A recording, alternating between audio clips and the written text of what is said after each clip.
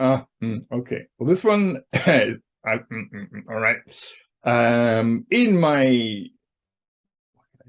in my spare time, I volunteered to give talks at schools because I love working with teenagers and wasn't teaching them at the time.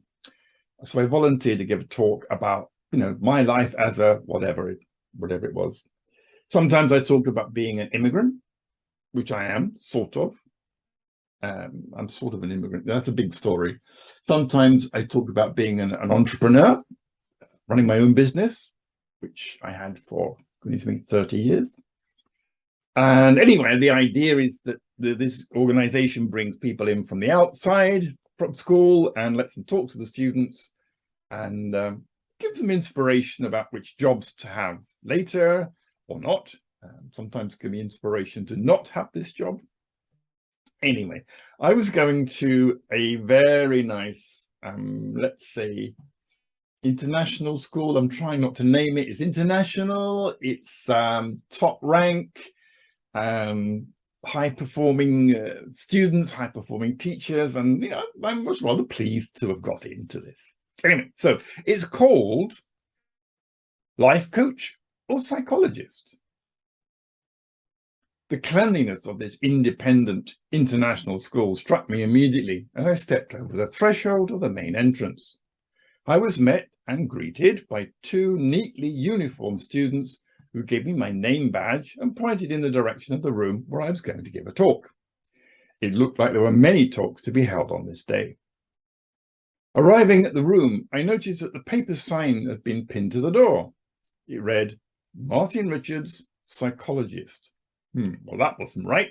I'm not a psychologist. I'm a coach, a life coach. Well, easy mistake to make. The room was already filled with students from ages 16 to 20, I think. And there were two adults, presumably teachers, and there was a delightful buzz of conversation going.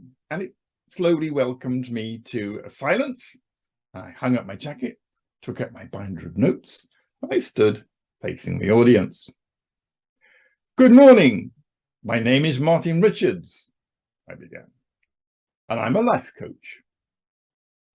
There were looks to the left and right as the new information landed. I addressed the two teachers. Yes, it says psychologist on the door, but I'm not a psychologist. I hope you're not too disappointed. The teacher replied, not at all. You are very welcome. Please say a little bit about what a life coach does. I'm sure we're all very interested. She did a good job. I gave my standard reply to the question whilst realizing the audience had gathered to hear about the life and work of a psychologist, and we were about to be treated to the life and work of a life coach. Would they know the difference, or are they interested in life coaching at all? I decided to ask, what do you already know about life coaching? What would you like to know about life coaching? These first two prompted a couple of polite questions each. The third lit the fuse of their imagination.